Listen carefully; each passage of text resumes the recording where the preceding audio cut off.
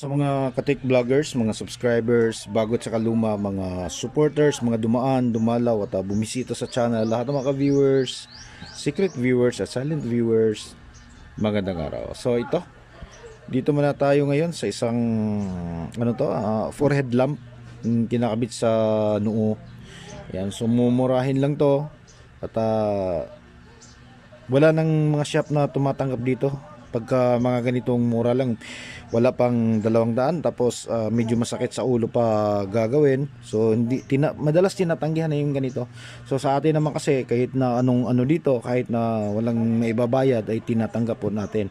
Importante meron tayong maipoprovide na parts. Okay, so kung wala namang may produce natin, walang may provide na pyesa, kaya kung pwedeng i-modify, pwedeng i-fabricate, so gagawin po natin. So ito yung mga ginagawa natin dito. Kaya kung minsan nakikita nyo na ano ba yung mga ginagawa niya, parang basura na yata, tapos walang halaga. Okay? Kasi lahat dito, bagka electronics, wala po tayong tinatanggihan. At ang problema nito, okay, ay nagcha-charge siya. Kapag sina-charge mo siya, umiilaw tong kanyang charging indicator, nagkukulay pula. Pagka nagfo-full charge, ito naman yung iilaw. So normal yung kanyang charging. Okay? Normal. Ang ano lang niya, hindi na siya nagpa-power. Ito yung kanyang power button. So ito may battery yan. Kapag pinindot mo siya, ayan o, kahit na ilong press mo pa siya, wala, hindi na talaga, ayaw na mag-on. So sira na yung kanyang microcontroller switch. Ito, chips, microcontroller chips. At ano bang gagawin natin dito para mabuhay, okay? Para pwede nating buhayin to. So ito, ang dinadala nito ay dalawang LED. Ito yung single LED, tapos multiple LED. Ito naman yung wire, dalawa na nasa ilalim. So ito yung pinaka-sensor niya. Ang dati, nung gumagana pa to, ano lang to ito, pag pina-power on mo to, tapos pag gusto mong pailawin alin man dito, yung single o yung multiple LED, ay gaganyinin mo lang, yan, parang daanan lang, tatakpan. Tapos umiilaw na yung single LED, gusto mong ilipat sa maramihang LED, so ganyanin mo na naman. So ito yung trabaho niya, itong sensor na to. So ngayon, pag gusto mo namang babaan o lakasan yung liwanag, ito naman yung button na gagamitin. So wala na talaga ngayon. Ang gagawin lang natin, ano bang pwedeng gawin? Hindi lang naman dito sa ganitong mga circuit na maliliit lang pwedeng maka-encounter kayo doon sa mga circuits na heavy duty, kaya yung mga mahahalagang mga circuitries, electronic circuitry. So ulitin ko, itong mga ganito ay wala na to, tinatanggihan to ng ibang shop dahil yung may-ari nito ay isang magsasaka, dating kaklasiko sa elementary, at kaibigan din natin, so ito, tinutulungan ko siya kung papaano natin ito mapapagana sa ibang paraan. Ito, may nabibili namang chips nito.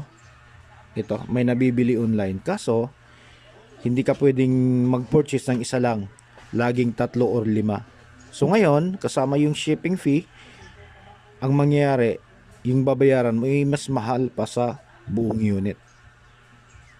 So ganun yun. So bumili ka na lang ng bago, dahil nga pagka mga ganon, syempre hindi nabibili yung may-ari. So ang gagawin, tatapon na lang to.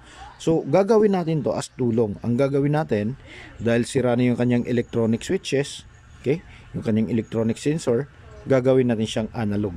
Ang importante, mapagana lang natin to, itong multiple LEDs tsaka yung single LED, na pwede niyang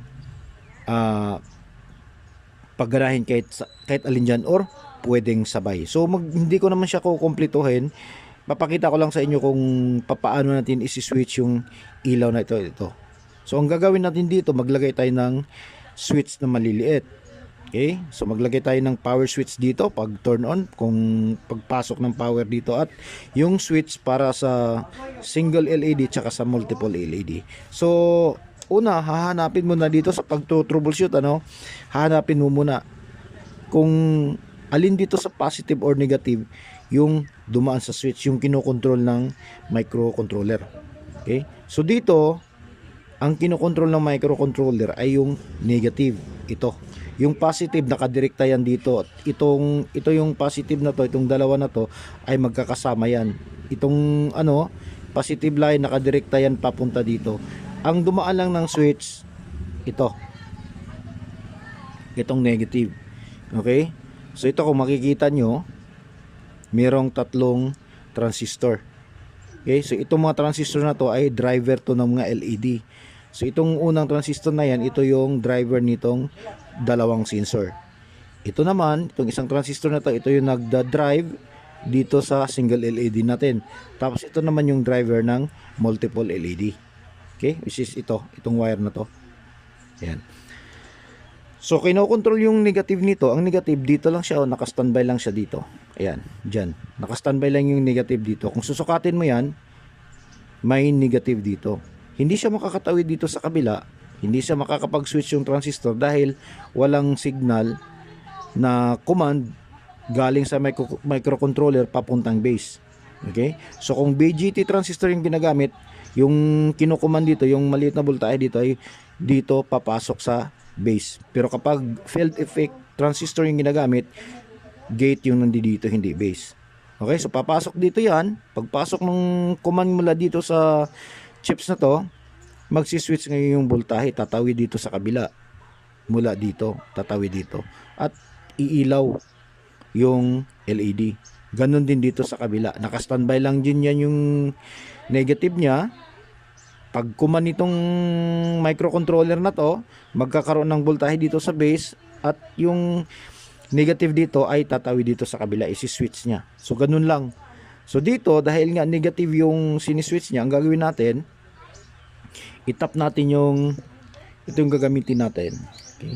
So hindi muna tayo naglalagay ng switch dito sa power switch. Ito lang muna kasi ito yung importante. Maghahanap pa tayo, wala pa tayong maliliit na switch. Kasi maliit lang naman yung gagamitin natin dahil kapag malaki yung switch, hindi na rin kakasya dito sa lagayan ng tawag nito yung forehead lamp. So ito yung switch na gagamitin natin. Ayan siya. So yung sa gitna, ito yung pinaka-common. So saan natin ito ilalagay? Itong pinaka-common. So gagawin natin bago tayo maghinang, tanggalin muna natin itong isa. Baka madisgrasya tayo. Ayan. Baka dumikit. Magkamali, dumikit sa iba, masusunog yung board. Okay. So itong common natin, ito yung pinaka-negative, itap natin dito sa negative. O kahit dito, dyan, walang problema. Dito, tap natin dito sa negative. Ayan, tap na. Yung isa, itong isa na to, yung isa, tatap natin dito. Itatawid na natin direkta dito. Yan. Tapos, itong isa naman, dito naman sa kabila.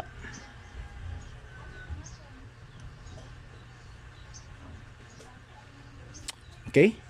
Tapos, tingnan nyo, pag tap natin ito, pag tap natin dito sa positive natin, tap natin yung positive dito, nakikita nyo umiilaw na yung single LED natin, di ba? Umiilaw na siya. Ayan.